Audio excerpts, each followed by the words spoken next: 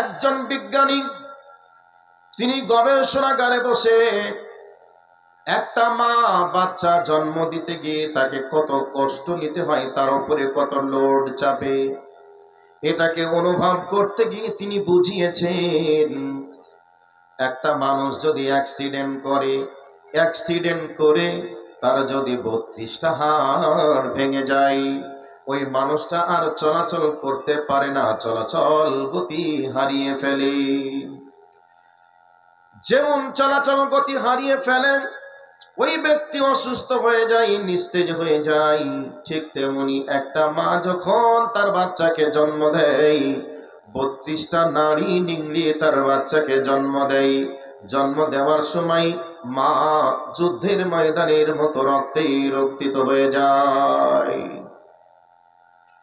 যুদ্ধের ময়দানের মতো রক্তেই রক্তিত হয়ে যায়। এইরকম ভয়াবহ পজিশন তৈরি হয়। এরপরেও মা বুঝতে পারবে না হাসরের ময়দানের ভয়াবহটা কত হবে।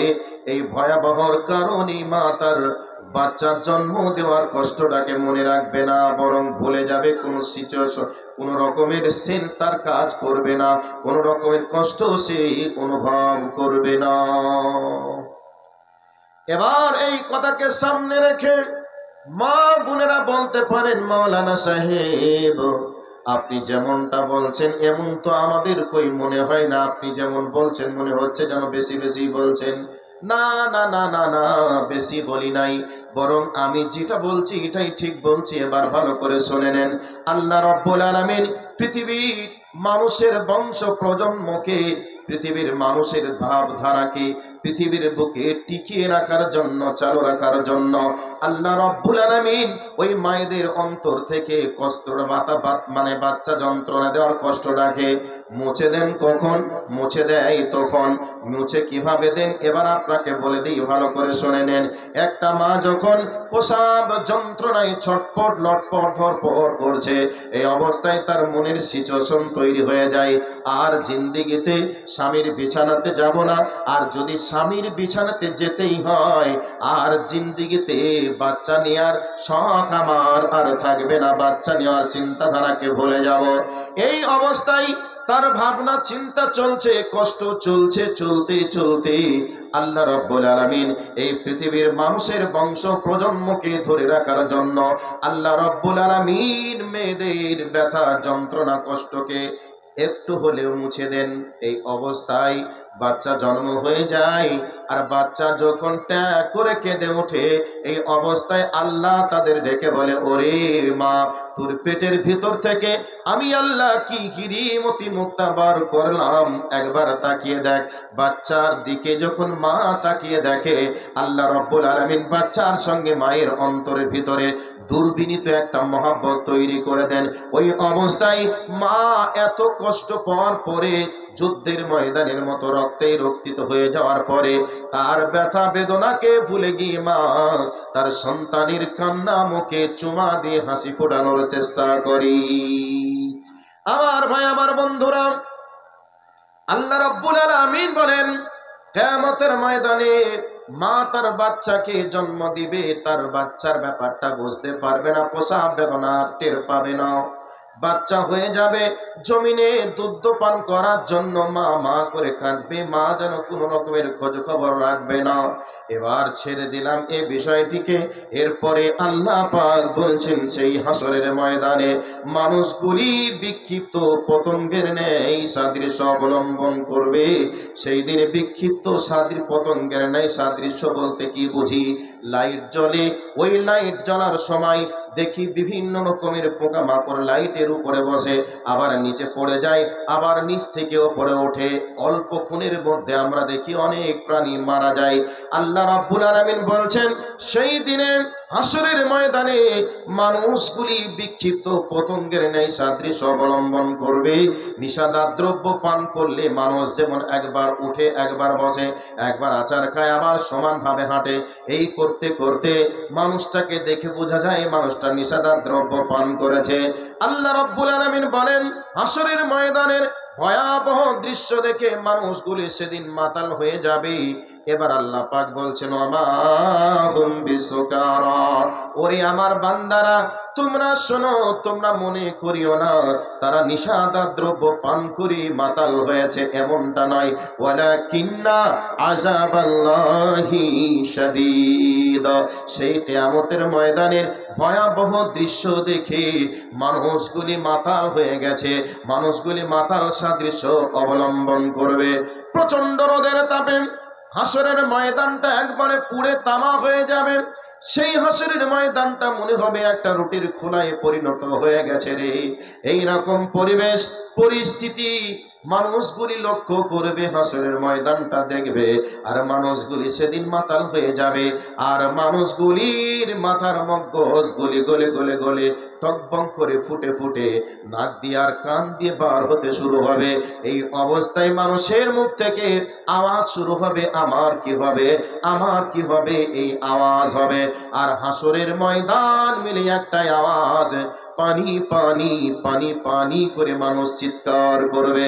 এই রকম পজিশন পরিবেশ হাসরের ময়দানে তৈরি হবে। আমার ভাই, আমার বন্ধুরা, সেই হাসরের ময়দানে আমাকে আপনাকে 50,000 বছর সমান দিন থাকা লাগবে। ওই দিনে আমার আপনার জীবনের ইতিহাস রচনা আল্লাহ রব্বুল আলামিন তৈরি করে রাখছেন, আর ওই দিনের হিসাব আল্লাহ রব্বুল আলামিনের সামনে বুঝিয়ে দেওয়া লাগবে। এবার আপনাদেরকে মেন জায়গাতে চলে এসেছি। এতক্ষণ ধরে হাসরের ময়দানের চিত্রটা নিয়ে আমি আপনাদের কাছে আলোচনা করলাম। ওই হাসরের ময়দানে আমাদের রব আমাদেরকে 4 রকম পদ্ধতিতে বিচার বিভাগ চালু করবেন, 4 রকম পদ্ধতিতে বিচার চলবে। 1 নম্বর হবে আমার আপনার শরীরের অঙ্গ প্রত্যঙ্গ, যে অঙ্গ দ্বারা যে অন্যায়টা আমি আপনি করেছি, এই অঙ্গ প্রত্যঙ্গগুলি কিয়ামতের ময়দানে আমাকে আপনাকে আসামির কাঠগড়ায় দাঁড় করিয়ে দিবে। এবার কোরআনের আয়াতে চলে যাই। সর্বপ্রথম একটা আয়াত যেটা পড়েছি সেই আয়াতে চলে যাই। আল্লাহ রাব্বুল আলামিন বলেন মা ইয়ালফিযু মিন কাওলিন ইল্লা লাদাইহি রাকীবুন আতীদ। আল্লাহ রাব্বুল আলামিন বলেন বান্দারা, তোর এমন কোনো কথা বলো নাই যেই কথাটা আমি আল্লাহ রেকর্ড করি নাই। তোমরা মুখ দিয়ে কথা বলেছো মানে রেকর্ড হয়ে গেছে। কোরআনের আয়াতটা সংক্ষিপ্ত করে দিলাম, একটা হাদিস পড়েছি, ব্যাখ্যাটা দিয়ে দেই। বিশ্বনবী বর্ণনাকারী হযরত আবু হুরায়রা রাদিয়াল্লাহু তাআলা আনহু, বিশ্বনবী কত বড় বৈজ্ঞানিক, কত বড় দার্শনিক, তিনি আজ থেকে 1500 বছর পূর্বে বলে দিয়েছেন, যখন কোনো বিজ্ঞান ছিল না, কোনো দার্শনিক ছিল না, ওই সময়কালে বিশ্বনবী আমার বলেছেন, হে আমার বান্দা, হে আমার উম্মতেরা, মান কানা ইউমিনু বিল্লাহি ওয়াল ইয়াউমিল আখির ফালিয়াকুল খায়র। আল্লাহর নবী বলছেন, তোমরা যদি আল্লাহকে বিশ্বাস করো, পরকালকে যদি বিশ্বাস করো, তাহলে তোমরা যখন কথা বলবে, কথাটা বললেই তোমরা ভালো কথা বলবে, মানে বিশ্বাস আছে কিয়ামতের ময়দান হবে, আর ওই দিনে আমার মুখ দিয়ে যে কথাটা আমি আপনি বার করব, ওই কথার হিসাব দেওয়া লাগবে। এই রকম বিশ্বাস যাদের ভিতরে আছে, নবীজি বলছেন তারা কথা বলার সময় যেন ভালো কথা বলে, আর ভালো কথা যদি বলতে না পারে খবরদার মুখটা খুলবে না, মুখটাকে বন্ধ রেখে দিবি। কিন্তু আমরা এই মুখ দিয়ে অনবরত কথা বলি, চামড়ার মুখ, যা মনে আসে তাই বলি, কিন্তু আমরা ভাবি না এই কথাটার হিসাব দেওয়া লাগবে, এই কথার হিসাব মহান প্রভু আল্লাহর কাছে দেওয়া লাগবে। এই বিষয়ের ভাবনা চিন্তা যেন আমাদের নেই। এই জন্য আমাদের যিনি আপন মানুষ, তিনি আমাদেরকে কেমন করে সতর্ক করে দিয়েছেন। তিনি বলেছেন, হে আমার উম্মতেরা, তোমরা শোনো, তোমরা যদি আমাকে 2টা জিনিসের জিম্মা দিতে পারো, জামিনদার হয়ে যেতে পারো, আর আমি নবী তাদেরকে বলে দিব, আমি আল্লাহ তাদের জন্য জান্নাতের গ্যারান্টিদার হয়ে যাব। আমি আল্লাহ তাদেরকে, আমি নবী তাদেরকে জান্নাতে পৌঁছে দেওয়ার দায়িত্ব পালন করব। জোরে বলুন সুবহানাল্লাহ। ওই 2টার মধ্যে একটা হলো, নবী আমার বলছেন, মা বাইনা লিহাইহি, তোমাদের 2 মানে ঠোঁটের মাঝে যে মুখটা থাকে, 2 দাড়ির মাঝে যে মুখটা আছে, ওই মুখটাকে কেউ যদি জামিনদার হয়ে যেতে পারো, আমি যে ওই মুখ দিয়ে আমি কোনোদিন গীবত, পরনিন্দা, পরচর্চা, মিথ্যা চুগলখড়ি আমি করি নাই, এবং আল্লাহর নবী বলছেন তোমরা মুখটা যদি জামিনদার হয়ে যেতে পারো, মুখ দিয়ে কোনো অনর্থক কথা বলিনি, এবং এই মুখের দ্বারাতে আমরা হারাম রুজি ভক্ষণ করিনি, এটা যদি জামিনদার হয়ে যেতে পারো, আর তোমরা তোমাদের লজ্জাস্থানের যদি জামিনদার হয়ে যেতে যেতে পারো, আমি নবী তোমাদের জন্য গ্যারেন্টির সার্টিফিকেট দিলাম, আমি তোমাদেরকে বেশক আল্লাহর জান্নাতে পৌঁছে দেওয়ার দায়িত্ব পালন করব। তাহলে মুখ দিয়ে কথা বললেই রেকর্ড হয়। আল্লাহর কোরআন বলছে, সূরাতুল কফ খুলে দেখবেন, আর নবীজি বলছেন আল্লাহকে এবং পরকালকে বিশ্বাস যদি তোমাদের থাকে, কথা বললেই ভালো বলো, মানে এই কথাটার হিসাব দেওয়া লাগবে। এই হিসাব এই বিশ্বাস তোমাদের যদি থাকে, তাহলে কথা বললেই ভালো বলবে, না হলে তোমরা কথা বলিও না। নবীজি কত চমৎকার কথা বললেন, বিশ্বাস যদি থাকে তাহলে কথা বললে ভালো বলবে, না হলে বলিও না, বললেই তো বিপদ আছে। আবার নবীজি বলছেন, তুমি যদি দুইটা জিনিসের গ্যারান্টি আমাকে দিতে পারো, আমি তোমাদের জন্য জান্নাতের গ্যারান্টি দিব। তাহলে মুখ দিয়ে আমরা অপ্রয়োজনীয় কোনো বাক্য আমরা ব্যবহার করব না, আর আমরা আমাদের জন্য আল্লাহ এবং দয়ার নবী মুহাম্মদুর রাসূলুল্লাহ যেগুলিকে হারাম করে দিয়েছেন, ওইগুলিকে আমরা মুখে তুলব না। মুখ ক্লিয়ার হয়ে যাবে, কন্ট্রোল হয়ে যাবে। আর আমরা অবৈধ ভাবে কোন রকমের আমরা ব্যভিচার নামক অপরাধে আমরা লিপ্ত হব না। তাহলে আল্লাহর নবী আমাদের জন্য গ্যারান্টি দিয়েছেন, জান্নাতে পৌঁছে যাবে তোমরা। তাহলে একটা বিষয়কে ক্লিয়ার করলাম, এ বিষয়টা এখান থেকে শেষ করছি, কারণ টাইম কাছাকাছি আসছে। তো এবারে আরেকটা আয়াতে চলে যাচ্ছি। আল্লাহ রাব্বুল আলামিন বলেন, আল-ইয়াওমা নাখতিমু আলা আফওয়াহিহিম ওয়া তুকাল্লিমুনা আইদিহিম ওয়া তাশহাদু আরজুলুহুম বিমা কানু ইয়াকসিবুন।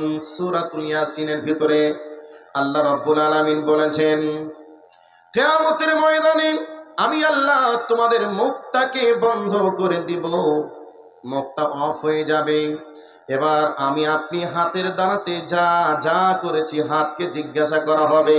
হাত টপ টপ টপ টপ করে বলে দিবে, আমার দ্বারাতে সুদের টাকা লেনদেন করেছিল, আমার দ্বারাতে ঘুষের টাকা লেনদেন করেছিল, আমার দ্বারাতে অন্যের গালে থাপ্পড় লাগিয়েছিল, আমার দ্বারাতে পরনারীকে স্পর্শ করেছিল, আমার দ্বারাতে নিজের জমির সীমানাটা অন্যের জমির দিকে চাপিয়ে দিয়েছিল। এই ধরনের হাতের দ্বারাতে যত অন্যায় আমি আপনি করি, সমস্ত অন্যায়গুলি কিয়ামতের ময়দানে হাত স্বীকার করবে, বলবে। এবার হাতের বলা শেষ হতে না হতে পাঁচ সাক্ষী শুরু বলবে, আল্লাহ হাত যা বলেছে ঠিক বলেছে। মানে হাতের দ্বারা অন্যায় যখন করতে গিয়েছিলাম, তখন পায়ের সাহায্যে হেঁটে হেঁটে গিয়েছিলাম। তাহলে এর থেকে বড় সাক্ষী আর কি আছে? এই জন্য আল্লাহ রাব্বুল আলামিন বলছেন, কিয়ামতের ময়দানে তোমাদের শরীরের অঙ্গ প্রত্যঙ্গ তোমাদের বিরুদ্ধে কথা বলবে। একটা আয়াত সংক্ষিপ্ত করে দিলাম, দ্বিতীয় আয়াতে চলে যাই।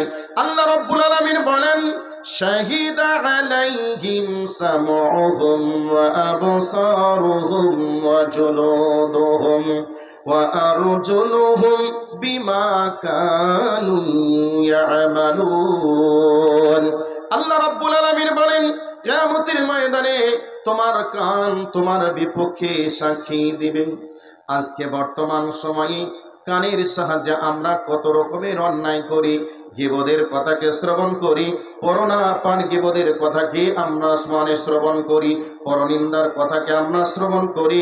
বর্তমান সময়ে আমরা কানের ভিতরে হেডফোন লাগিয়ে দিয়ে ন্যাংটা মেয়েরা নাচে, তার একটা বাজনা হয়, ওগুলিকে শ্রবণ করি। আমরা নর্তকীদের গান শ্রবণ করি। এই করে করে হেডফোনের মাধ্যমে যত রকমের অন্যায় আমরা করব, সমস্ত অন্যায়ের রেকর্ড আল্লাহ রাব্বুল আলামিনের সামনে কান সব কিছু প্রকাশ করে দিবে। আমার ভাই, আমার বন্ধুরা, কানের ব্যাপারটা একটু আপনাদেরকে বলে দিই। বিজ্ঞানের পানি দিয়ে ওষুধটা খাওয়ানোর চেষ্টা করি। কানটাকে আল্লাহ কত চমৎকার করে বানিয়েছেন। মাইকগুলিকে দেখেছেন, মাইকের আওয়াজটা যেখানে ধারণ করে, আওয়াজটা জায়গাটা ছোট, আর বাইরের দিকটা যেটা আওয়াজটা প্রকাশ করে, আওয়াজের জায়গাটা কত বড়। আমাদের কানের উপরের দিকটা কত বড়, ভিতরের প্রবেশ পথটা কতটা চিকন। আল্লাহ জেনেছেন, আল্লাহ বুঝেছেন, এই জন্যে ভিতরের বাহিরের দিকটা বড় বানিয়েছেন, ভিতরের দিকটা চিকন বানিয়েছেন, যে একই সঙ্গে যদি জোর আওয়াজ কানের ভিতর দিয়ে ব্রেনে চলে যায়, ব্রেনে গিয়ে অ্যাটাক করবে, আঘাত করবে, ব্রেন স্ট্রোক হয়ে যাবে, মানুষ লোড নিতে পারবে না। আল্লাহ কানটাকে চিকন করে বানিয়েছেন। আর এখন বর্তমান সময়ের মানুষ বলল আল্লাহ কানটাকে ঠিক মতো করে বানায় না, আল্লাহর বানানোতে ভুল আছে, এই জন্য হেডফোন লাগাইলা, হেডফোন তৈরি হলো। আর হেডফোনটাকে একবারে কানের ভিতরে ঢুকিয়ে দিচ্ছে, দিন রাত ডিজে বাজানোর আওয়াজ যেন ব্রেনের ভিতরে আঘাত করছে। এই জন্যে মানুষ আজকে বর্তমান সময়ে অধিকাংশ মানুষ কানে কম শুনতে পায়, অধিকাংশ মানুষ আজকে কানের সাহায্যে ব্রেন স্ট্রোক হচ্ছে, এবং অধিকাংশ মানুষ আজকে ব্রেনের নানান রকমের রোগে আক্রান্ত হয়ে মারা যাচ্ছে। আল্লাহ রাব্বুল আলামিন কত চমৎকার করে বানিয়েছে রে। আর ওই কানের ভিতরে এক নয় দুই নয় এইরকম সূক্ষ্ম সূক্ষ্ম কেবল তারের কানেকশন কানের সঙ্গে ব্রেনের সঙ্গে লাগিয়েছেন। এক নয় দুই নয় 25-50 হাজার কেবল তারের কানেকশন আল্লাহ রাব্বুল আলামিন দিয়েছেন। আপনি বিভিন্ন জনের আওয়াজ শুনবেন, এটা ছেলের কণ্ঠের আওয়াজ নাকি মেয়ের কণ্ঠের আওয়াজ, এটা বাসের আওয়াজ নাকি লরির আওয়াজ, এটা কিসের পাখির আওয়াজ নাকি আর কিসের আওয়াজ। আপনার কান যখন আপনাকে ব্রেনের ভিতরে ট্রান্সফার দিয়ে দেয়, আপনার ব্রেন সঙ্গে সঙ্গে গবেষণায় জানিয়ে দিতে পারে এটা কার কণ্ঠের আওয়াজ। এই কানের ভিতরে এক নয় দুই নয় 25-50 হাজার কেবল তারের কানেকশন আল্লাহ দিয়েছেন। আপনাকে এই তারের কানেকশন দিয়ে চমৎকার করে ডিজাইন করে আল্লাহ হেডফোনের গান শোনানোর জন্য বানাই নাই, বরং এই কানের দ্বারাতে আল্লাহর কোরআন শুনবে। আল্লাহ রাব্বুল আলামিনের সমস্ত জিনিসের নিয়ামতগুলিকে তুমি শ্রবণ করবে। শ্রবণ করার পরে তুমি তোমার রবের মসজিদ থেকে আওয়াজ শুরু হবে আল্লাহর ডাক, হাইয়া আলাস সালাহ হাইয়া আলাল ফালাহ, আওয়াজ শুরু হবে, শুনবে। আল্লাহর ঘর মসজিদে যাবে। এই জন্যে আমি আল্লাহ তোমার জন্য কানটাকে দিয়েছি। আর এই কানটা পাওয়ার পরে তুমি আমার ঘর মসজিদে গেলে না, আমার কোরআনের আওয়াজ শুনলে না, বরং তুমি নর্তকীদের আওয়াজ শুনেছ। এই জন্য কিয়ামতের ময়দানে তোমার কান তোমার বিপক্ষে সাক্ষী দিয়ে হাসরের ময়দানে তোমাকে অপরাধীর কাঠ গড়ায় দাঁড় করাবে। তাহলে কানের বিষয়টা ক্লিয়ার করলাম। এবার চলে যাই চোখের বিষয়ে। আল্লাহ রাব্বুল আলামিন বলেন ওয়া আবসারুহুম, আল্লাহ রাব্বুল আলামিন বলছেন তোমার চোখ তোমার বিপক্ষে সাক্ষী দেবে। আল্লাহ কত চমৎকার করে চোখটা বানিয়েছে। এই চোখের ভিতরের সঙ্গে আল্লাহ কত রকমের কানেকশন লাগিয়েছে, ভালো করে একটু বুঝে নেন তো। 1 থেকে 1.5 ইঞ্চির ব্যবধান, 1 থেকে 1.5 ইঞ্চি ব্যবধানের ভিতরে আল্লাহ চমৎকার 2টি ক্যামেরা বসিয়েছেন। এই ক্যামেরা দিয়ে কত ভিডিও দেখলেন, কত জিনিস আপনি মেমোরির ভিতরে লোড করলেন। আপনি যেই জিনিসটা যখন দেখেন ওইটার ছবি আপনার ব্রেনের ভিতরে লোড হয়ে যায়, যায় কি যায় না। আপনি সমুদ্রের পানির স্রোত দেখবেন, ওই ভিডিওটা যেন আপনার চোখ দেখে আপনার মেমোরিতে লোড করে। এইরকম করে করে দুনিয়ায় জন্মগ্রহণ থেকে নিয়ে শুরু করে এ পর্যন্ত কত জিনিস আমরা যেন দেখেছি, কত জিনিসের ছবি তুলেছি। আমরা ওই ছবিগুলিকে আজকে চোখের সাহায্যে দেখে এখন কলম নিয়ে আমরা যদি ছবিগুলিকে অঙ্কন করতে যাই, অনেক মানুষ অঙ্কন করে দিতে পারে কি পারে না, পারে বা পারবে। বন্ধুরা আমার, এতদিন ধরে আমরা এই ক্যামেরার মাধ্যম দিয়ে আল্লাহ রাব্বুল আলামিন দামি 2টি ক্যামেরা দিয়েছেন। এই ক্যামেরার মাধ্যম দিয়ে আমরা এতদিন ছবি তুললাম। আর আমাদের ব্রেনের ভিতরে আল্লাহ রাব্বুল আলামিন একটা মেমোরি চিপস দিয়েছেন। ওই মেমোরি চিপের ভিতরে কত অডিও, কত ভিডিও, কত ছবি যেন লোড হলো। আজকে পর্যন্ত কোনোদিন ক্যামেরাও বললো না আর ছবি তোলা যাবে না, ঝাপসা এসে গেছে। কোনোদিন মেমোরি যেন বললো না আমি লোড হয়ে গেছি। আপনি যত জিবি আপনি মেমোরি লাগান না কেন, যত জিবি আপনার মেমোরি থাকুক না কেন, কিছু বই আপনি লোড করবেন, কিছু গান লোড করবেন, কিছু কোরআন লোড করবেন। এই অবস্থায় আপনি যদি একটি ছবি যদি তুলতে যান, আপনার মোবাইল বলে দেয় মেমোরি ইজ ফুল, মানে তুমি এখন যদি আমাকে কিছু লোড করতে যাও আগের কিছু ডিলিট করো, এখন আমার পক্ষে সম্ভব নয়। একথা বলে কি বলে না?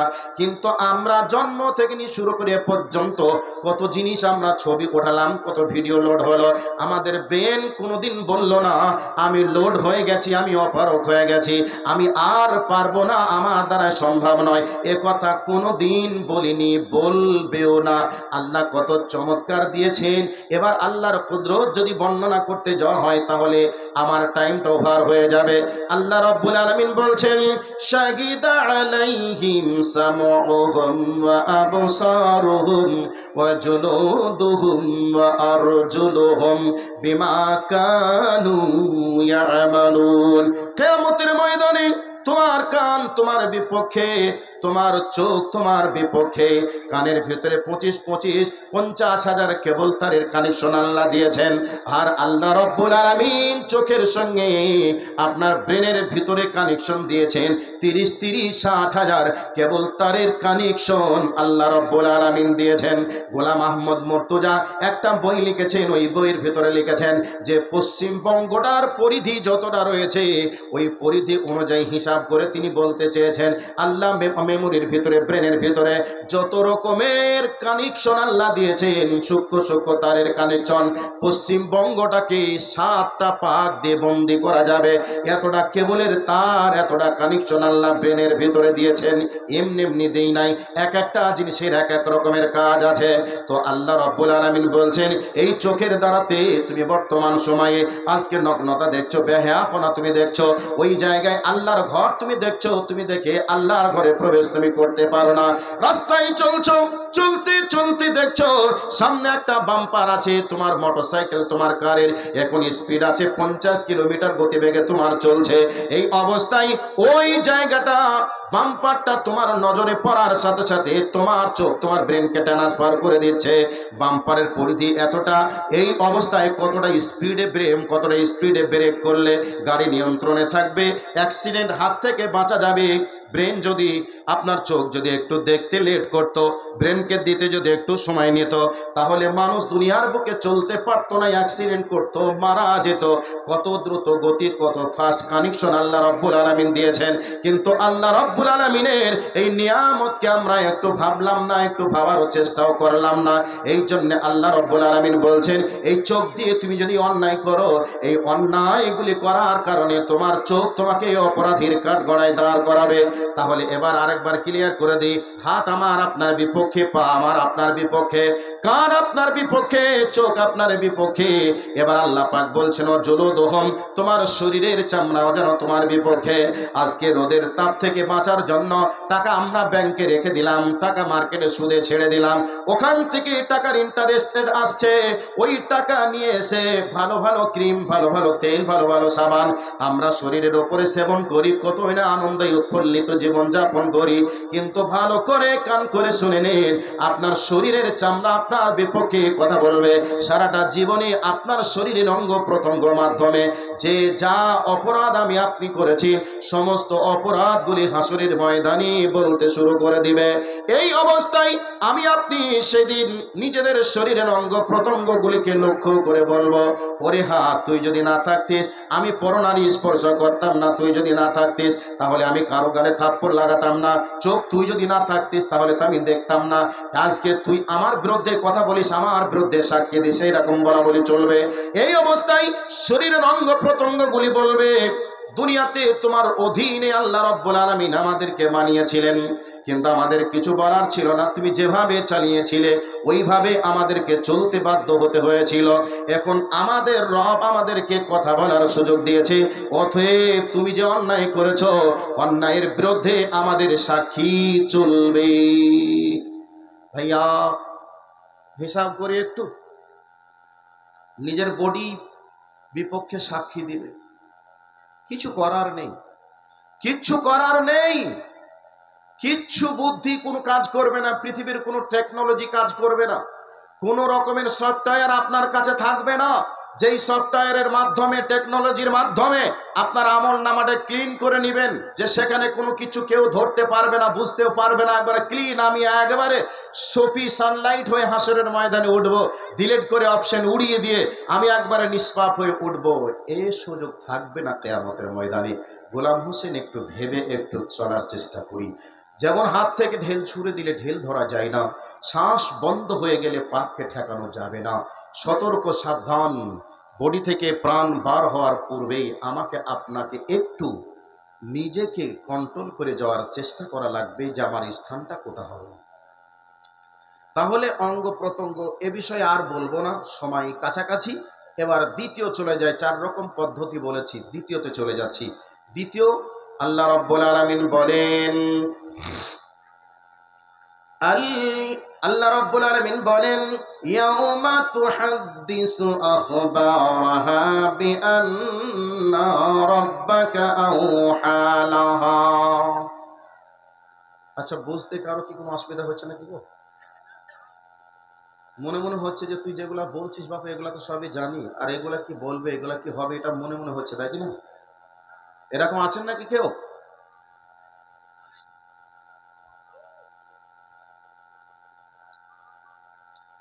তো আল্লাহ রাব্বুল আলামিন সেদিন জমিনকে বলবেন, জমিন চালু হয়ে যাও। ইবাদুল্লাহ তোমার উপরে কি কি করেছিল, কতটা মাস্তানি করেছিল, কতটা বদমাইশি করেছিল, একটু চালু করে দাও। তো জমিনকে অর্ডার করবেন, জমিন কাজ শুরু করে দিবে, অডিও শুরু হয়ে যাবে। হারামখোর চালাক মানুষ তো, আজীবনকাল হারাম খেয়েছি, চালাকি করেছি। আমরা কি করি? মিথ্যা কথা বলি, ধরা পড়ে গেলে তখন বলি আরে ভাই আমি তো এভাবে বলতে চাই না, আমি একটু মজাক করতেছিলাম। এই ধরনের কথা বলে আমরা অস্বীকার করে দিই কি দিই না? আবার আমরা মানুষকে বোঝানোর জন্য 6কে 9 করি, 9কে 6 করি, এরকম বুঝিয়ে আমরা দিই মানুষকে। কিন্তু সেই দিনেও এক শ্রেণীর মানুষ থাকবে আল্লাহর সামনেও চিটারি করতে শুরু করবে। তো আল্লাহর কাছে চিটারি করে কি কোনো রকমের রাস্তা আছে পার পাবো? না, চলবে না। এই অবস্থায় আল্লাহ রাব্বুল আলামিন বলেন ইয়াউমা তুহাদ্দিসু আখবারাহা বিআন্না রাব্বাকা আওহা লাহা। আল্লাহ রাব্বুল আলামিন বলেন কিয়ামতের ময়দানে জমিনকে বলা হবে, জমিন তুমি বলো তোমার উপরে আমার এই বান্দা কি কি অন্যায় করেছিল। এবার জমিনের উপরে যে অন্যায় আমি আপনি করেছি জমিন সব কিছু রেকর্ড করছে। এবার বলবেন এটা কি সম্ভব? জি সম্ভব। হাদিসটা বলে দেই, বিশ্বনবী আমার বলেছেন, বুখারী শরীফের হাদিস, মিশকাত শরীফের কিতাবুন নিকাহ 2য় খণ্ডে 267 পৃষ্ঠার মধ্যে হাদিসটা আছে। আল্লাহর নবী বলছেন ফাত্তাকুদ দুনিয়া ওয়াত্তাকুন নিসা। আল্লাহর নবী বলছেন হে আমার উম্মতের দল, তোমরা নারীদের দুনিয়াকে ভয় করো, তারপরে নারীদেরকে ভয় করো। তবে নারীদেরকে ভয় করতে বলেছেন, এ কথা ঠিক আছে। একটা পুরুষ যদি একটা নারীর সঙ্গে কাছাকাছি চলে যায়, ব্যভিচার নামক অপরাধ হয়ে যেতে পারে, হয়ে যাবে। এই জন্য ভয় করতে বলেছেন, বোঝা গেল ঠিক আছে। কিন্তু কেন দুনিয়াকে ভয় করতে বলেছেন, তার কারণ কি? এই জন্য ভয় করতে বলেছেন, তার কারণ হলো আল্লাহ রাব্বুল আলামিন বলছেন ইয়াউমা তুহাদ্দিসু আখবারাহা। জমিনকে আল্লাহ রাব্বুল আলামিন বলবে, জমিন তুমি তোমার সংবাদ দাও, আমার এই বান্দা তোমার উপরে কি কি করেছিল, তুমি রিপোর্ট শুরু করে দাও। এবার আপনারা বলবেন যে মাওলানা কেমন করে বলবে গো, মাটি আবার কি করে কথা বলবে, এটা কি সম্ভব হবে? এটা আপনাদের প্রশ্ন থাকতে পারে। কিন্তু বন্ধুরে, মানুষের তৈরি করা জিনিস একটা মোবাইল, এই মোবাইলের মাধ্যমে আমি এতক্ষণ কি বলেছি এটা যদি অডিও থেকে ভিডিও পর্যন্ত রেকর্ড করা সম্ভব হয়, আবার যদি একটু পরে যদি শোনাও যদি সম্ভব হয়, তাহলে যে আল্লাহ আসমান এবং জমিনের স্রষ্টা, আসমান এবং জমিনের মালিক, সেই আল্লাহ জমিনের সাহায্যে কথা বলে নিতে পারবেন, তেনার পক্ষে কি এটা অসম্ভব রয়েছে? কথা বলুন, অসম্ভব রয়েছে না। এবার এই হাদিস এবং এই আয়াতকে সামনে রেখে বিজ্ঞানীরা গবেষণায় জানিয়েছেন মাটির ভিতরে এমন 5টা বৈশিষ্ট্য রয়েছে। এই 5টা বৈশিষ্ট্যের মধ্যে একটা বৈশিষ্ট্য হচ্ছে ধারণ ক্ষমতা রাখে, মাটি অডিও ভিডিও রেকর্ড করে রাখতে পারে, তার বৈশিষ্ট্য রয়েছে। এবার বলবেন কি করে পেয়েছে? মেমোরি চিপস নামক যন্ত্রটা মোবাইলের ভিতরে রয়েছে। তবে এই মোবাইলের মেমোরি চিপসটাকে আবিষ্কার করতে গিয়ে মাটির ভিতরকার একটা উপাদান লেগেছে, তারপরে এই মেমোরিটা আবিষ্কার করা সম্ভব হয়েছে। এই জন্য আল্লাহ রাব্বুল আলামিন বলছেন হে আমার বান্দারা, তোমাদের জন্য জমিন সেদিন সাক্ষী প্রদান করবে। এই জন্য বিশ্বনবী আমার বলেছেন তোমরা নারীদেরকে ভয় করো, তারপরে দুনিয়াকে ভয় করো। তবে দুনিয়াকে ভয় এমনি করতে বলেননি, দুনিয়াকে ভয় করতে বলার পিছনে কারণ হলো জমিন সেদিন অডিও ভিডিও সব কিছু রেকর্ড করবে। আমার ভাই, আমার বন্ধুরা, আমরা এমন মানুষ আছি আমরা মানুষের চোখে ফাঁকি দিয়ে অন্যায় করে নিজেকেও আমরা মনে করি ফেরেশতা, আমি কোনো অন্যায় করি না, মানুষ আমাকে সুদখোর বলবে বলে আমি এলাকায় সুদ না খেয়ে সুদের টাকাটা দূরপাল্লায় ছাড়িয়ে দিই। আমি একজন ব্যভিচারকারী, আমি ব্যভিচারকারী এটা লোকে জানবে, এই জন্য আমি বিভিন্ন হোটেলে চলে গেলাম দূরপাল্লায়। এরকম বর্তমান সময়ে চলছে। কিন্তু বন্ধুরে, মানুষ আপনাকে বুঝতে পারে, মানুষ না জানতেও পারে, কিন্তু যে জায়গায় দাঁড়িয়ে শুয়ে বসে ওঠে, রাত 12টা 13টা 14টা যে জায়গায় হোক না কেন, যে অবস্থায় হবে সব কিছু জমিন রেকর্ড করে রাখবে, বাঁচার কোনো বুদ্ধি থাকবে না। এই জন্য আল্লাহ বলছেন ইয়ামা তুহাদ্দিসু আখবারাহা, জমিনকে বলা হবে জমিন তোমার সংবাদ দিয়ে দাও, জমিন সব কিছু সংবাদ সেদিন প্রকাশ করে দিবে। এবার ভালো করে মিলিয়ে নেন। চালাক কিছু মানুষ আছে, আমার সম্মানিত শেখ আজকের যিনি সবার সভাপতি, মনে করে নেন ওনার বাড়িতে দামি সম্পদ আছে, এটা আমি জানি, এই জন্য রাতের বেলা মোটা হুঁশ মোটা বুদ্ধির আমি একটা মৌলবি, এই অবস্থায় ওনার বাড়িতে রাতে চলে গেলাম, বাড়িতে কেউ নেই, উনি একাই আছেন, এই অবস্থায় রাত্রিবেলায় আমি একটা হাতে অস্ত্র নিয়ে চলে গেলাম। এবার বাড়িতে দামি সম্পদগুলি বার করি আর আমি যেন আমার ব্যাগের ভিতরে ভরি। উনি দেখছেন হাতে অস্ত্র আছে, যদি কিছু বলে দিই তাহলে হয়তো আমি বৃদ্ধ মানুষ, এবাদুল্লাহ একবারে স্বয়ং সম্পূর্ণ যুবক, হাতে অস্ত্র আছে, আমাকে মেরেও দিবে, আমার সম্পদগুলি নিয়েও চলে যাবে। না না না না, এই অবস্থায় কোনো কিছু বলা যাবে না, বললেই তো বিপদ হবে, জানও যাবে মালও যাবে, বলবো না। এই অবস্থায় আমি নিয়ে যেন চুরি করে পার হয়ে চলে গেলাম। আমি মনে করলাম বেঁচে গেছি, জানলো না দেখলো না, কোনো সমস্যা নেই। এই অবস্থায় মাওলানা ফজরের নামাজ পড়তে গেলেন। নামাজে যাওয়ার পরে ওনার বংশের কিছু মানুষজন ছিল, গ্রামবাসী ছিল, বলল ওগো আমার গ্রামবাসী, ওগো আমার বংশের আমার ভাইরা ভাইপোরা, তোমরা শোনো, আমি অভাবী, আমি বৃদ্ধ মানুষ, এই জন্য আমার বাড়ি থেকে এই জিনিসগুলো ইবাদুল্লাহ নিয়ে চলে গেছে। এবার মানুষজন বলল নিয়ে গিয়েছিল ইবাদুল্লাহ, তার প্রমাণ কি আছে? এবার মাওলানা বলছেন তার প্রমাণ আমি নিজেই আমি দেখেছি। এই অবস্থায় মানুষজন আমাকে ডাক দিবে, আমি এসেও যাব। এই অবস্থায় মানুষজন বলবে মাওলানার বাড়িতে এই জিনিসগুলো নিয়ে গিয়েছিলে। এবার আমার চোরের মায়ের বড় গলা যুক্তি খারাপ হয়ে যাবে, আমি নিয়ে গেছি তার প্রমাণ কি আছে? মাওলানা বলবেন আমি দেখেছি। তবে দেখেছো তখন কেন বলুনি, এখন কেন বলছো? কথা বলবে কি বলবে না বলবে? বন্ধুরে, এই অবস্থায় মাওলানা বলছেন বাবা ঠিক আছে বলিনি, তবে একবার আমার বাড়ির দিকে চলো। এবার আমি ওনার বাড়ির দিকে যখন যাব, এবার দেওয়ালের দিকে বলবে ওই দেখো যন্ত্র পাতা আছে, ওই যন্ত্রটা একটু দেখো, তুমি এসেছিলি না কে এসেছিল? এবার যন্ত্রের দিকে যখনই নজর দেওয়ার কথা বলবে, আমার 44 ইঞ্চি সেনা আর 44 ইঞ্চি থাকবে না, আমার মুখের চামড়াটা আর চকচকে থাকবে না, কালো হয়ে যাবে। যাবে কি যাবে না? ওই দেওয়ালের ভিতরে কি আছে? সিসি ক্যামেরা লাগানো আছে, আমি এসেছিলাম কি না, আমি কি কি নিয়েছি সব কিছু রেকর্ড হয়ে আছে। আমার অস্বীকার করার কোনো জায়গা থাকবে না, যুক্তিও কাজ করবে না। কিয়ামতের ময়দানে কিছু মানুষ আছে তারা অস্বীকার করবে। এই অবস্থায় আল্লাহ ভিডিও পর্যন্ত চালু করে দিয়ে বলবে আমার বান্দারা তোমরা দেখো তুমি এ কাজ করেছিলে কিনা, আর কোনো বুদ্ধি কাজ করবে না। এই জন্য আল্লাহ রাব্বুল আলামিন কিয়ামতের ময়দানে বান্দার জন্য জমিনের কাছ থেকে সাক্ষী নেবে। 2 নম্বর ক্লোজ করে দিলাম, লম্বা আর বলা সম্ভব হবে না। 3 নম্বরে চলে যায়। আল্লাহ রাব্বুল আলামিন বলছেন ইয়ালামুনা মা তাফআলুন। আল্লাহ রাব্বুল আলামিন বলছে বান্দারে তোমার জন্ম থেকে নিয়ে মৃত্যু পর্যন্ত আমি আল্লাহ তোমার জীবনের ইতিহাস রচনা করছি। ইতিহাস, মানুষকে ইতিহাসের মাধ্যম দিয়ে মানুষকে সম্মানিত করা হয়, মানুষকে অপমান করা হয়। এমনও মানুষ, এখন আমি মাওলানা, হতে পারে আমার যৌবনকালে বা আমি ছোটবেলায় চোর ছিলাম, চুরি করতাম, মার্ডার করেছি। এই অবস্থাতে যতই পরেশগার হই, মানুষজন মাঝে মধ্যে বলবে শালা বয়সকালে বাড়ি পরেশগার, চুরি করে করে এত বড় হয়েছিল, অনেকজনকে মার্ডার করে এখন বাড়ি মুখে দাড়ি রেখে পরেশগার হজ করেছে, হাজি সাহেব, এ কথা বলবে কি বলবে না? তো এই ইতিহাসের কারণেই মানুষকে বলবে, ইতিহাস যদি মুছে যায় তাহলে ইতিহাস কিন্তু তৈরি হয় না বা হবেও না। কাজেই আমাদের জীবনের ইতিহাস তৈরি হচ্ছে আল্লাহর কাছে। আর কি? এবার আল্লাহ রাব্বুল আলামিন বলেন, ইয়ালামুনা মা তাফআলুন, তোমার জীবনের ইতিহাস রচনা করা হচ্ছে বান্দা।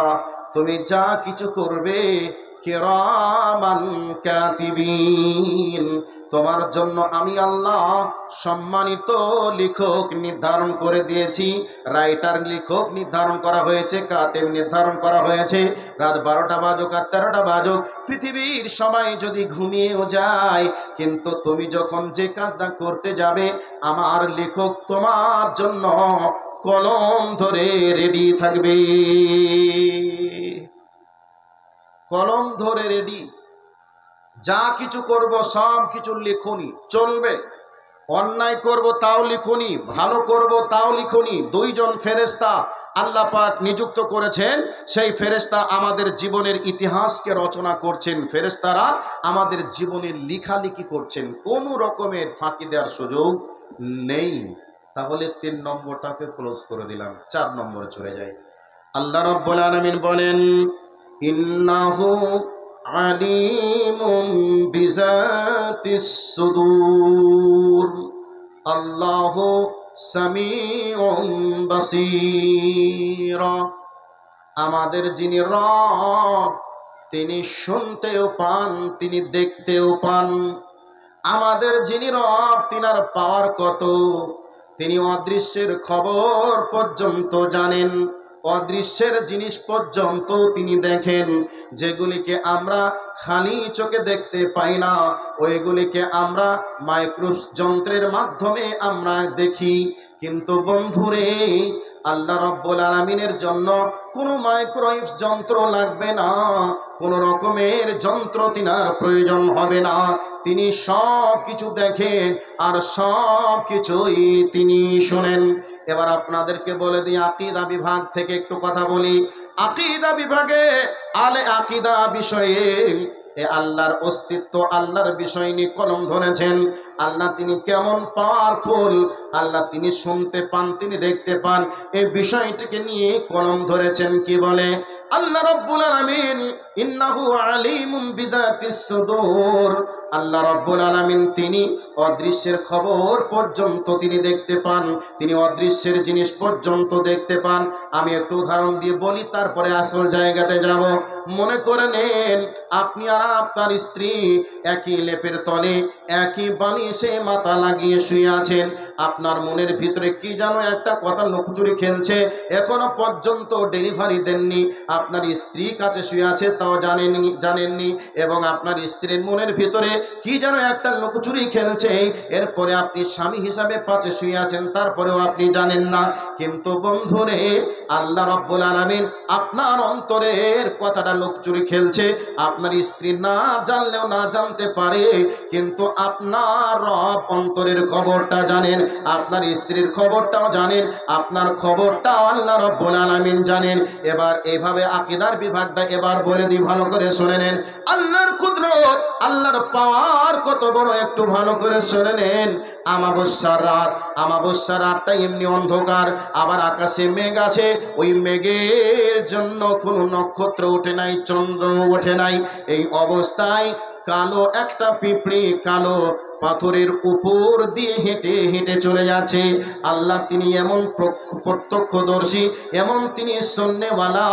আল্লাহ রাব্বুল আলামিন ওই কালো পাথরের ওপর দিয়ে হেঁটে যাওয়া কালো পিঁপড়িটাকে লক্ষ লক্ষ কিলোমিটার দূর থেকে আল্লাহ তিনি দেখতে পান ওই পিঁপড়িটাকে, এবং ওই পিঁপড়ির আওয়াজটা পর্যন্ত আল্লাহ রাব্বুল আলামিনের কান পর্যন্ত পৌঁছে যায়। অতএব আমি আপনি যে অবস্থায় যে কর্ম করব না কেন, সমস্ত কর্মকে আল্লাহ রাব্বুল আলামিন তিনি সরাসরি দেখবেন। আর আমরা যা কিছু বলি এগুলা তিনি সরাসরি তিনি শ্রবণ করেন। কিন্তু বর্তমানে কিছু বদমাইশ মার্কা আলেম আছে, বদমাইশ মার্কা পেট পূজা কিছু মানুষ আছে, তারা মানুষদেরকে এভাবে বলে, ও দুনিয়ার মানুষেরা, যদি কোনো মানুষ যদি ভুল করে, অন্যায় করে, তার নামে যদি কেস হয়ে যায়, হাকিমের কাছে নির্দোষী প্রমাণ হতে গেলে উকিল ধরা লাগে। অতএব তোমরা আসামি উকিল না ধরে হাকিমের কাছে তোমরা গিয়ে কিছু বলতে পারো না, উকিলের মাধ্যমে বলা লাগে। তবে কিয়ামতের দিনে মহান প্রভু আল্লাহ হবেন হাকিম, আর আমরা পীর বাবা হব উকিল। অতএব তোমাদের ব্যাপারে আল্লাহর কাছে কথা বলা লাগবে। তবে দুনিয়ার সঙ্গে কম্পেয়ার করে মানুষদেরকে বুঝিয়ে ঈমান নষ্ট করে দেয়, ঈমান নষ্ট করে দেয়। কিন্তু ঈমান নষ্ট করলে কি হবে? ভালো করে শুনে নেন, ভালো করে কান করে শুনে নেন। আপনার হাকিম, আপনি যখন অন্যায় করেছিলেন, ওই হাকিম কি অন্যায়টা দেখতে এসেছিল? আপনি ন্যায় করেছিলেন, দোষী না নির্দোষী না কি দেখেছিল না? আপনার বিরুদ্ধে যেমন চার্জশিট তৈরি করা হয়েছে, যেমন মামলা দায়ের করা হয়েছে, ওই মামলার কাগজ দেখে উকিল বলে, বাদী বিবাদী সব মিলে বলে আপনি দোষী না দোষী, আপনাকে কাগজের মাধ্যমে সাজিয়ে দেওয়া হয়। কিন্তু বন্ধুরে, এই উকিল দিয়ে আল্লাহকে পীর সাহেব সাজতে যায়, আর দুনিয়ার হাকিমের সঙ্গে আমার মাবুদ আল্লাহকে তুলনা করে। কিন্তু আমার আল্লাহ এইরকম কোনো মানুষকে বলা লাগবে না, এরকম কোনো মানুষকে বোঝানো লাগবে না। আমার আল্লাহ তিনি স্বয়ং সম্পন্ন রব, তিনি সব কিছু দেখেন, আর সব কিছু তিনি স্বচক্ষে শোনেন, সকানে শোনেন, স্বচক্ষে দেখেন। অতএব কাউকে বলার প্রয়োজন নেই, রব্বুল আলামিন তিনি সব কিছু দেখেন এবং সব কিছু তিনি জানেন। তাহলে অপরাধ আমি আপনি করব, এ বিষয়ের জ্ঞান কার কাছে থাকবে? আল্লাহর কাছে থাকবে। কিছু করার নেই। তাহলে 4 রকম ছোট্ট হলে বলা হলো। এবার 4 রকম যখন চলবে, এই অবস্থায় একটা জীবনের ইতিহাস যারা তৈরি করে আল্লাহ রেডি করে রেখেছেন, ওইটা এবার বান্দাকে তুলে দিবেন, রেজাল্ট দিবেন। বান্দাকে তুলে দিয়ে বলবেন, বান্দা এতদিন তুই যা কিছু করেছিস আমি তো ভাবে সব কিছু লিপিবদ্ধ করে রেখেছি, একবার দেখ তো তুই কি করেছিস, একবার নে, এবার ইকরা কিতাবাক। আল্লাহ রাব্বুল আলামিন বান্দাকে বলবেন, বান্দা ভাই কথাগুলি শুনুন, মোবাইল নিয়ে এদিক ওদিকে লাপালাপি করে লাভ হবে না। এগুলো ইউটিউবে ফেসবুকে অনেক কিছু শুনতে পাবেন, কিন্তু মোবাইলের দিকে নজর থাকলে আপনার ব্রেনের ভিতরে কথাটা কিন্তু গাঁথবে না। ব্রেনের ভিতরে না আসলে আপনার বক্তব্যে কোনো আসার পড়বে না। আমি বলেছি আগেই যে আজকের বক্তব্য হতে পারে আপনার জীবনের পরিবর্তন এসে যেতেও পারে, কিন্তু বক্তব্য শুনতে এসে যদি মোবাইল নিয়ে ব্যস্ত হয়ে যান, তাহলে কথা না শুনলে আপনার আসার পড়বে না। আমি যে কথাগুলি বলছি, একটা কথাকে কোনো নাস্তিক যে কেটে দিবে যে এটা হবে না, এটা বোঝানো যাবে না, এটা অবাস্তব, কোনো মায়ের বেটার জন্ম আসমানের নিচে জমিনের উপরে হয়নি যে কলম ধরে যুক্তিকে কেটে দিতে পারবে। যদি কেউ থাকে আমার পাশে বসেন, দেখি কার বিদ্যার কত গতি আছে, একটু আমার সঙ্গে কম্পিটিশনে বসেন তো দেখি, যে আমার এই যুক্তিকে কেটে দিবেন আপনি। কোরআন হাদিসের দলিল হতে পারে, আমার সম্মানিত শায়েখরা বলতে পারেন যে হয়তো কিছু মিস্টেক হয়েছে, তবে আমার জানা মতো মিস্টেক হয়েছে এটা আমার জানা নেই। কিন্তু আমি যে বাস্তব দিয়ে আপনাকে বোঝাচ্ছি, পৃথিবীর কোনো মায়ের বেটা আছে আমাকে একটু বুঝিয়ে দিবেন যেটা ভুল হয়েছে। কথাগুলিকে শোনা লাগবে যে আল্লাহর কথাটা কত বাস্তব কথা, বাস্তব দিয়ে বোঝাচ্ছি। আর এই বাস্তব কথা দিয়েও যদি আপনার মনে পরিবর্তন না আসে, তাহলে কিসে আপনার পরিবর্তন আসবে? আলিমরা কথা বলে, কোরআন হাদিস দিয়ে কথা বলে, অসংখ্য দলিল দেয়, দলিল চলে, কিন্তু কিছু মুগুর মার্কার লোকদের জন্য মুগুরের ব্যবস্থা করতে হয়। এই জন্য বাস্তব দলিল, বাস্তব যুক্তি, উদাহরণ দিয়ে কথাগুলি বোঝানোর চেষ্টা করছে। এরপরেও যদি না বুঝে আসে, কি করে আপনাদেরকে বোঝানো যাবে? তো এবার চলে আসুন, আল্লাহ রাব্বুল আলামিন বলছেন জীবনের ইতিহাস যা কিছু রেডি হয়ে গেছে, আল্লাহ রাব্বুল আলামিন বান্দাকে এবার বলবেন ইকরা কিতাবাক। আল্লাহ পাক বলবেন, বান্দা তোমার আমলনামা আমি আল্লাহ প্রস্তুত করে দিয়েছি, এবার তুমি পড়ো। এবার আপনারা বলবেন, মাওলানা আল্লাহ রাব্বুল আলামিন আমলনামা দিবেন বোঝা গেল, তবে আমলনামা পড়তে দিবে তো ওই আমলনামাটা কোন ভাষায় থাকবে? বাংলাতে থাকবে নাকি আরবিতে থাকবে নাকি ইংরেজিতে থাকবে? ইংরেজি থাকলে আমরা পড়তে পারবো না, মাস্টার লাগবে, আর আরবিতে থাকলে পড়তে পারবো না, মাওলানাকে লাগবে। কিন্তু এইরকম ব্যাপার নয়, আল্লাহ পাক বলেই দিয়েছেন, বান্দা যে ভাষাতেই থাকুক না কেন, তোমার আমলনামা তুমি পড়ার জন্য নিজেই যথেষ্ট হয়ে যাবে, কারো কাছে গিয়ে পড়ানো লাগবে না। এবার নিজে নিজে জীবনে কোথায় কি অন্যায় করেছি না করেছি সবকিছু এবার দেখব। দেখার পরে অবাক হয়ে মানুষ আমরা বলতে শুরু করব, মালি হাদাল কিতাবু লা ইউগাদিরু সাগীরাতাও ওয়ালা কাবীরা। সেদিন আমরা জানো অবাক হয়ে বলবো, মাবুদ রে, কি আশ্চর্য ধরনের আমলনামা তুমি প্রস্তুত করে রেখেছো। ওই আমলনামাতে চুল পরিমাণ অনুপরিমাণ ভালো করেছি তাও লেখা রয়েছে, অনুপরিমাণ মন্দ করেছি তাও লেখা রয়েছে, একটু বাড়িয়েও দেওয়া হয়নি, একটু কমিয়েও দেওয়া হয়নি। এই জন্য আল্লাহ রাব্বুল আলামিন বলেছেন, ফামান ইয়ামাল মিসকালা যাররাতিন খায়রান ইয়ারা ওয়া মান ইয়ামাল মিসকালা যাররাতিন শাররান ইয়ারা। আল্লাহ রাব্বুল আলামিন বলেন, সেই কিয়ামতের দিনটা যেমন হিসাব নেওয়ার দিন, কিয়ামতের দিনটা তেমন হিসাব দেওয়ার দিন। আমি আপনি যত ভালো কাজ করব এই হিসাবটা আল্লাহ রাব্বুল আলামিন বুঝিয়ে দিবেন, আর অন্যায় যা কিছু করব সব কিছু আল্লাহ হিসাবটা বুঝিয়ে নেবেন। আপনি যদি আজকে এই মসজিদের জন্য 5টা টাকা দান করেন, এর হিসাবটা আল্লাহ বুঝিয়ে দিবেন। রাত 12টা বাজে, গোটা দুনিয়া ঘুমে গেছে, ওই অবস্থায় মসজিদে গিয়ে 2 রাকাত নামাজ পড়েছেন, চোখের পানি ছেড়ে দিয়েছেন। এই যে চোখের পানি ছেড়ে দিয়ে 2 রাকাত নামাজ পড়েছেন, এর হিসাবটাও আল্লাহ আপনাকে বুঝিয়ে দিবেন।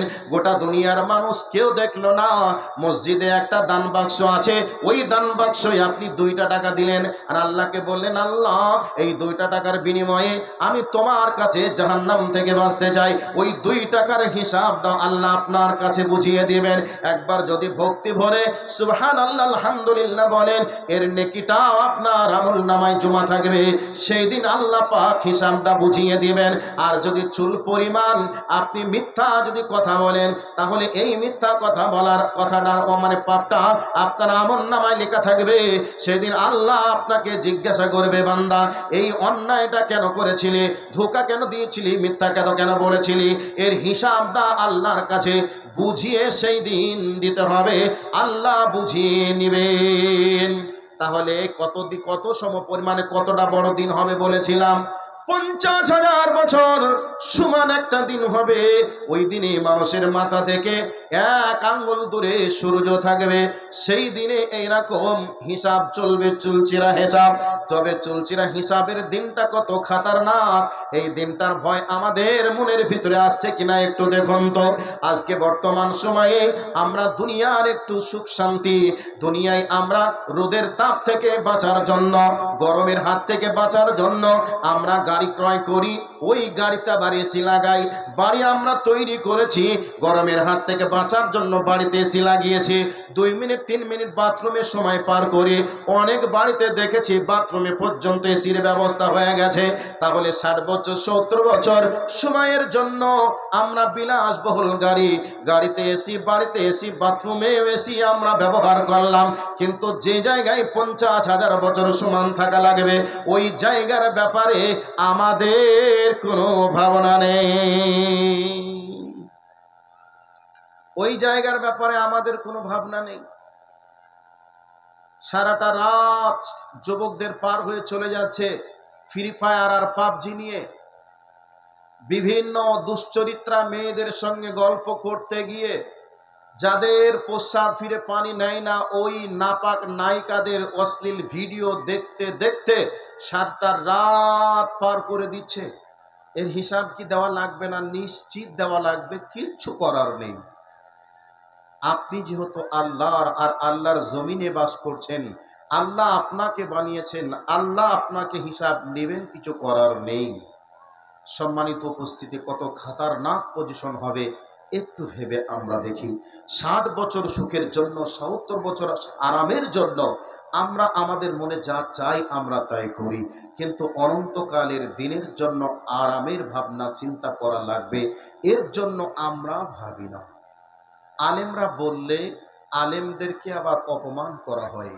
আলেমরা যদি বলে, আলেমদেরকে বলে যে মৌলবীদের খেয়ে দিয়ে কাজ নেই, শুধু নামাজ পড়ো, রোজা রাখো, হজ করো, যাকাত দাও, দান করো। ওদের কথা শুনলে কি দুনিয়া করা যায়? আর শালা এই বয়সটাতে এনজয় করারই বয়স, এই বয়সে এনজয় করবো না তো করবো কবে? এই কথা বলে আলেমদের কথাকে অবজ্ঞা করে, তুচ্ছ তাচ্ছিল্য করে উড়িয়ে দিয়ে মনচাহি জগতে আরামে চলে। এইরকম প্রেক্ষাপট বর্তমানে চলছে। ভাই চলছে কি চলছে না? একটু দেখুন তো তাকিয়ে আপনার বাবার দিকে, আপনার দাদার দিকে। আপনার মতোই তো ইনারাও একদিন ছিলেন, এখন দেখুন ওদের আর কিছু করার নেই। আমারও একদিন করার থাকবে না, আপনারও থাকবে না, কিন্তু নিশ্চয় পাপটা থেকেই যাবে।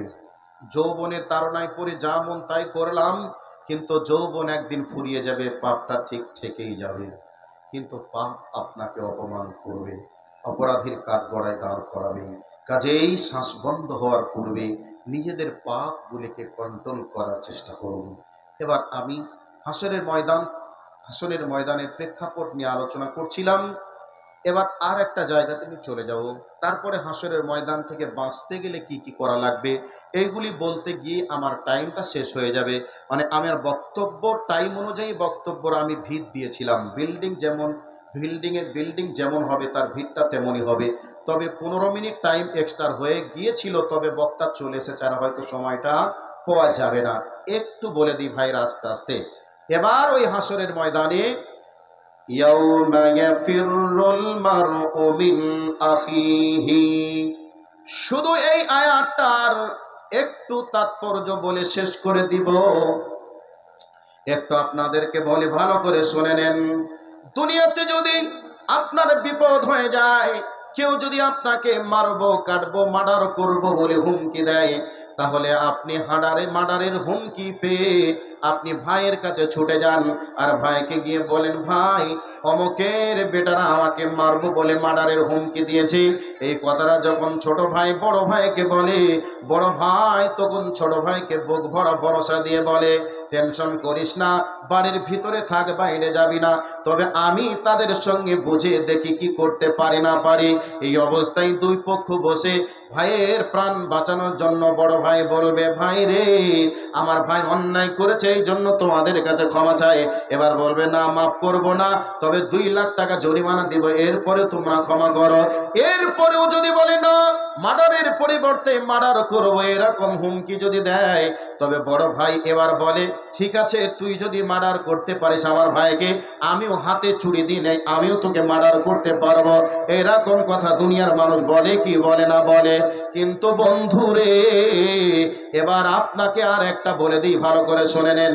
আপনার ভাইকে কোনো জায়গায় রাস্তায় ধরে পেটাচ্ছে আর আপনি বক্তব্য শুনছেন, এই অবস্থায় ফোন করে যদি বলে, তুই এখন কোন জায়গায় আছিস? বলছে জালসা শুনছি, তোর ভাইকে অমকের বেটারা রাস্তায় ইলেকট্রিক পুলে বেঁধে পেটাচ্ছে আর তুই বক্তব্য শুনছিস। এ কথাটা শুনে আচ্ছা বলুন তো, কোনো ভাই কি বসে থাকতে পারবে? থাকতে পারবে না। ভাইয়ের প্রতিশোধ নেওয়ার জন্য ছুটবে, ভাইকে তাদের হাত থেকে বাঁচানোর জন্য ছুটবে। ছুটবে কি ছুটবে না? ছুটবে। এই অবস্থায় কেউ যদি বলে যাস না, তোকেও মারবে, তখন বলবে, যদি বাঁচতে হয় ভাইকে নিয়েই বাঁচবো, আর যদি মরতে হয় ভাইয়ের সঙ্গেই মরবো। বলবে কি বলবে না? বলবে। কিন্তু বলে দি, কিয়ামতের ময়দানে আল্লাহ রাব্বুল আলামিন বলছেন, কিয়ামতের ময়দানে ভাই ভাইকে দেখবে, দেখে ভিনকিয়ে দৌড় দিয়ে পালিয়ে যাবে। সামনে দেখছেন একটা বাঘ রাস্তায় চলছেন, বাঘটা যেন অন্যদিকে মুখ করে বসে আছেন। আচ্ছা বলুন তো, ওই বাঘটা যখন দেখবেন তখন আপনি ডিসিশন নেবেন এই বলে, না ভাবনা চিন্তা করার জন্য দাঁড়িয়ে থাকবেন, কাউকে ডেকে মিটিং করবেন? না না না না, মিটিং করবেন না, কাউকে ডাকবেনও না। বাঘ আছে মানে বাঘ যদি দেখে নেয় প্রাণী বাঁচা যাবে না, বাঘটাকে দেখে ভিনকিয়ে দৌড় দিয়ে প্রাণ বাঁচানোর জন্য পালিয়ে যাব কি যাব না? কিয়ামতের ময়দানের ভয়াবহ চিত্র এমন তৈরি হবে, ভাই ভাইকে দেখে ছুটে পালিয়ে যাবে, ভাই ভাইকে পরিচয় দিবে না। কতটা খাতারনাক হলে পজিশন তৈরি হয়? কতটা ভয়াবহ পজিশন হলে এইরকম পরিবেশ পরিস্থিতি তৈরি হতে পারে একটু কল্পনা করে দেখব। সম্মানিত উপস্থিতি, তো সেই হাসরের ময়দান ভয়াবহ ময়দান, ওই দিনে আমাকে আপনাকে অবস্থান করতে হবে 50,000 বছর সমান দিন। সেই দিনে বাঁচতে গেলে কি কি পথ আছে, বক্তা এসে গেছে, আমি আর হয়তো বাড়াতে পারছি না, তবে আমার টাইম 9:30 9:30 বাজে, কিন্তু সম্মানিত সভাপতি সাহেব আরও এক্সট্রা কিছু 15 মিনিট দিয়েছিলেন, তবে বক্তা এসে গেছে, আর বলা সম্ভব নয়। হায়াত বাকি তো মোলাকাত বাকি, কোনোদিন আবারও কথা হবে ইনশাআল্লাহ। এখান থেকে সমাপনী দিচ্ছি। ওয়া আখির দাওয়ানা আনিল হামদুলিল্লাহি রাব্বিল আলামিন। হ্যাঁ বলবো, বক্তা এসে গেছে, বক্তাকে বসে রেখে বলবো না ভাই, কি করবো বলবেন তো? যাই হোক, বেশি সময় নেব না, আর 5 মিনিট মতো বলবো। যেহেতু বক্তা এসে, যেটা আমার বৈশিষ্ট্য নয় যে বক্তাকে বসিয়ে রেখে মস্তানি করে বক্তব্য রাখবো, এটা সম্ভব নয়। কর্তৃপক্ষ বললেও আমি আর বলবো না। তবে সিস্টেমটা বাঁচার জন্য কি পথ আল্লাহর নবী বলেছেন, সেই পথটাকে বলে দিচ্ছি। আগের আলোচক আলোচনা করেছেন একটু, তারপরেও বলছি। আল্লাহর নবী বলেছেন হাসরের ময়দানে ভয়াবহ পরিস্থিতি থেকে বাঁচতে পারবে 7 শ্রেণীর মানুষ। তার মধ্যে একটা হলো যে যুবক অসাবুন নাসাফা ইবাদাতিল্লাহ, যে যুবক যৌবনকালে ইবাদত করে আল্লাহকে উপহার দিতে পারবে। যৌবনকালের চেহারাটা গোটা পৃথিবীর মানুষ দাম দেয়, গোটা পৃথিবীর মানুষ এই চেহারাটাকে মূল্যায়ন করে, কিন্তু যৌবনকালের ইবাদতটাকে স্বয়ং আল্লাহ মূল্যায়ন করে। তবে জিবরাইল আমিন বলেছেন, বৃষ্টি হলে বৃষ্টি কত ফোঁটা পড়ে আমি গুণে হিসাব করে দিতে পারি, যৌবনকালের ইবাদতের সব কত, এই হিসাবটা আমি বলে দিতে পারবো না। এই গুরুত্বপূর্ণ সময়টিকে আমরা চায়ের দোকানে, আমরা মদের বোতল ধরে, রাজনৈতিক দলের নেতাদের পিছনে, আর আমরা ফ্রি ফায়ার আর পাবজি নিয়ে আমরা টাইমটাকে নষ্ট করে দিচ্ছি। ইবাদতের কথা বললে যুবকরা আবার আলেমদের পিছনে খোঁচা চালাতে শুরু করে। যুবক, এই সময়টা তোমার ইবাদতের সময়। ইসলামের জন্য সর্বপ্রথম কালেমার পতাকাকে উড্ডীন করেছিল যুবকেরাই, আর এই যুবকদের রক্তের বিনিময়ে প্রতিষ্ঠিত হয়েছে ইসলাম। সেই জন্য যুবক, তুমি বাতিলের অনুসারী নাও, তুমি রসুলের অনুসারী। কাজেই যৌবন কালটা তুমি আল্লাহ রাস্তায় দেওয়ার চেষ্টা করো বাঁচার জন্য। নাম্বার 2, এবার আপনারা যারা প্রবীণ হয়ে গেছেন তারা বলবেন যে মৌলভী সাহেব, আমরা বৃদ্ধ হয়ে গেছি, এখন আমাদের করণীয় কি? এখন তো আমাদের আর যৌবনকালের সময়টা আমরা ফিরিয়ে পাবো না, তো এই অবস্থায় আমরা কি করব? এই অবস্থায় কি কিছু দিক নির্দেশনা রাসূল দিয়েছেন? জি দিয়েছেন। আল্লাহর নবী সাল্লাল্লাহু আলাইহি ওয়াসাল্লাম বলেছেন যে ওর রাজুলুন মুআল্লাকুন কলবুহু ফিল মাসাজিদ, যার অন্তরে মসজিদের ভালোবাসা থাকবে। ভালোবাসা একটা দিক হলো, কখন আমি জোহরের সালাত আদায় করে এসেছি, আবার আসরের আজান হবে, মসজিদে সালাত আদায় করব। এক কথায় মসজিদে সালাত আদায় করব, অন্তরটা মসজিদে লটকানো থাকবে। বাড়িতে বডি আছে, মসজিদের ভালোবাসা আছে, অন্তরের ভালোবাসা মসজিদে। শুধু এটাই নয়, এরপরে মসজিদে যাব, মসজিদে ঝাড়ু দেওয়ার প্রয়োজন রয়েছে, মসজিদটা ঝাড়ু দিয়ে পরিষ্কার করব। কিন্তু আমরা এই জায়গায় নিজেকে বিশাল কিছু ভাবি। নিজের বাড়িটা আমরা পরিষ্কার করি ঝাড়ু দিয়ে, আমাদের ঘর বাড়িতে ঝুল হলে আমরা সেই ঝুল ঝাড়ু দিয়ে আমরা ঘরটাকে পরিষ্কার করি। আমাদের বাথরুমগুলি নোংরা হয়ে গেলে আমরা আমাদের বাথরুমগুলা ঠিকই পরিষ্কার করি। আর মসজিদে গেলেই আমি যেন কেমন দামি লোক হয়ে যাই। ওই অবস্থায় আমরা মৌলভী সাহেবকে গিয়ে বলি, মৌলভী সাহেব, মসজিদ এখনো কেন ঝাড়ু হলো না? মসজিদে নোংরা কেন হয়ে আছে? আপনি এতক্ষণ কি করছিলেন? আবার অনেক জায়গায় বলে, সর্দার সাহেব, মসজিদটা কেন এইভাবে পড়ে আছে? সেক্রেটারি সাহেব, আপনারা কি দেখেন নাই? এই ধরনের কথা অনেক মানুষ গিয়ে বলে। শুনে রেখে দেন, মসজিদে যদি আপনি ঝুল ঝাড়েন, মসজিদে ঝাড়ু দেন, মসজিদ পরিষ্কার করেন, এই ভালোবাসায় একদিন আপনাকে আরশে আজিমের নিচে ছায়ার ব্যবস্থা করে দেওয়া হবে। আল্লাহর নবী বলেছেন, অতএব যারা প্রবীণ হয়ে গেছেন প্রত্যেককেই মসজিদে যাবেন, মসজিদগুলিকে একটু হলেও নজর দিবেন, কোন জায়গার মসজিদের কি প্রয়োজন আছে, প্রয়োজনটা পূরণ করার চেষ্টা করবেন। ইনশাআল্লাহ এই ভালোবাসা যদি থেকে যায়, আরশে আজিমের নিচে ছায়ার ব্যবস্থা আপনার হবে। নাম্বার 3, আল্লাহর নবী সাল্লাল্লাহু আলাইহি ওয়াসাল্লাম আর কিছু মানুষের জন্য বলেছেন, সেই মানুষগুলির এই স্বভাব যদি হয়ে যায় যে ডান হাতে দান করবে, বাম হাতে টের পাবে না, এর মানে হলো দানটা করবে কে দেখলো না দেখলো এটা বলার নয়, দেখার নয়, বরং আমি দানটা করলাম আমার সামর্থ্য অনুযায়ী, আমার রবকে রাজি করার জন্য। কে দেখলো কে দাতা বললো না বললো এটা নয়, বরং আমি আমার রবকে সন্তুষ্ট করার জন্য আমার সামর্থ্য অনুযায়ী আমি দিলাম। এই অভ্যাস যদি আপনার অন্তরে থেকে যায়, এই অভ্যাসের কারণে আরশে আজিমের নিচে আপনি ছায়া পাবেন, নিশ্চিত পাবেন। কাজেই এই তিনটা আমল আপনাকে দিলাম।